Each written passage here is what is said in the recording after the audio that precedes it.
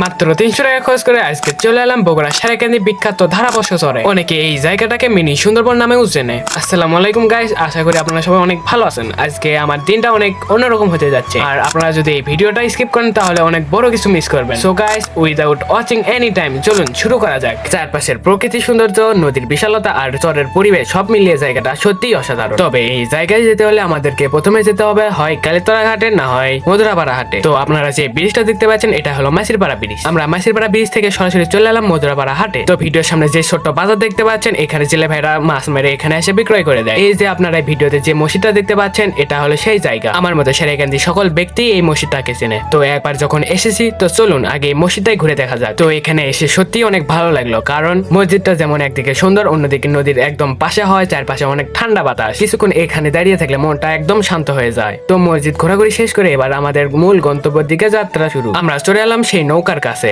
নৌকায় উঠে বুঝতে পারলাম আমাদের যাত্রা বেশ মজার হতে যাচ্ছে, কারণ এই ধারাবর্ষ চরে যেতে হলে আমাদের বেশ কিছুটা সময় এই নৌকার ভিতরেই থাকতে হবে। আর আমাদের সঙ্গে যে বড় ভাইরা দেখতে পাচ্ছেন, এই বড় ভাইরা একটা ছাগল নিয়ে এসেছিল। ছাগলটি জবাই করে তার মাংস এই নৌকার মধ্যে রাখা হলো। এই ছাগলটা দিয়ে বানানো হবে বগুড়ার বিখ্যাত আলু ঘাটি, তার মধ্যে এই ছাগলের মাংস থাকবে। এই ধারাবর্ষ চরে যেতে হলে অনেক সময়ের প্রয়োজন, তাই সময় বাঁচানোর জন্য রান্নার কিছু প্রস্তুতি নৌকার মধ্যেই শুরু করা হলো। পেশ ও সোনাদা সবকিছু কাটা থেকে শুরু করে রান্নার প্রস্তুতি সবই চলছে নৌকার মধ্যে। মানে বুঝতে পারছেন, এক কথা এই নৌকাটা এখন আমাদের অস্থায়ী রান্নাঘর। তবে নৌকায় বসে একটা সময় অনেক ভয়ও লাগছিল, কারণ নদীতে তখন বড় বড় ঢেউ হচ্ছে। নৌকা যখন ঢেউর সঙ্গে দুলছিল তখন মনে হচ্ছিল, ভাই আমরা কি ঠিক মতো পৌঁছতে পারবো? তো তবুও ভাইকে পাশে রেখে আমরা নদীর সৌন্দর্য উপভোগ করতে করতে সামনে এগিয়ে যেতে থাকলাম। অনেকক্ষণ নৌকা চলার পর অবশেষে আমাদের সামনে দেখা মিলো সেই কাঙ্ক্ষিত জায়গা। এই যে ভিডিওর সামনে যে দ্বীপটা দেখতে পাচ্ছেন, এটাই হচ্ছে ধারাবর্ষ চর। এটাই আমাদের আজকের গন্তব্য। দূর থেকে জায়গাটা আসলে অনেক সুন্দর লাগে। তো নৌকা থেকে আমরা নামার পর প্রথমে আমরা চারপাশে ঘুরে দেখা শুরু করলাম। এই জায়গাটার সৌন্দর্য আপনাদেরকে কথায় বোঝানো সম্ভব না। চলুন আগে আপনাদেরকে এই জায়গাটা সিনেম্যাটিক শটে দেখাই।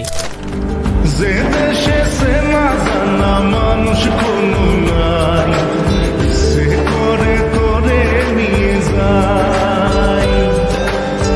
যে দেশে শাসন চারপাশে খোলা আকাশ, নদীর বাতাস আর বিশাল চর, একদম অন্যরকম একটা অনুভূতি। একদিকে ফুটবল খেলা চলছে আর অন্যদিকে এই জায়গাটার সুন্দর সুন্দর মুহূর্ত ক্যামেরা বন্দি করছি। কিছু ফটোগ্রাফি আর ঘোরাঘুরি করার পর এবার সময় হলো সেই গুরুত্বপূর্ণ কাজে, মানে খাবার। কারণ এতক্ষণ ঘোরাঘুরি করার পর ক্ষুধা তো লাগবেই। তো আজকের মেনুটা কিন্তু একদম স্পেশাল। আমাদের জন্য রান্না করা হয়েছে ছাগলের মাংস দিয়ে তৈরি বগুড়ার বিখ্যাত আলু ঘাটি, সঙ্গে ছিল ঠান্ডা 7 আপ আর মিষ্টি। আপনাদেরকে বলে বোঝানো যাবে না, এই রান্নার স্বাদটা একদম অন্যরকম। মানে ওই যে বলে না, একবার খেলে মুখে লেগে থাকবে। এক কথায় বলতে গেলে এই রান্না করা খাবারটি অনেক সুস্বাদু হয়েছিল। খাওয়া দাওয়া শেষ করে কিছুক্ষণ বিশ্রাম নিলাম। এবার ধীরে ধীরে সময় হয়ে গেল বাড়ির উদ্দেশ্যে রওনা দেওয়া। ফেরার সময় যেন সূর্য মামা আমাদের পরীক্ষা নেওয়া শুরু করলো। এত বেশি রোদ ছিল যে শেষ পর্যন্ত গায়ের কাপড় খুলে মাথার উপর দিয়ে রাখতে হলো। কিন্তু এত কিছুর পরও আমাদের আনন্দ একটুও কমেনি, বরং বড় ভাইদের এই মজা নাচগুলো দেখে ফেরার সময়ও একদম জমে গেল। নাচ গান ও হাসি ঠাট্টা করতে করতে অবশেষে আমরা চলে এলাম এই মধুরাপাড়া হাটে। আর এখান থেকে আমাদেরকে বাড়ির উদ্দেশ্যে যাত্রা শুরু করা লাগবে। দিনটা শুরু হয়েছিল মাত্র 300 টাকা নিয়ে, আর শেষ হলো এক গুচ্ছ সুন্দর স্মৃতি নিয়ে। তো বন্ধুরা, আজকের ভিডিওটা এই পর্যন্ত। ভিডিওটা ভালো লাগে থাকলে অবশ্যই একটা লাইক আর ফলো দিয়ে যাবেন। আর হ্যাঁ, ইউটিউব চ্যানেলটা অবশ্যই সাবস্ক্রাইব করে যাবেন।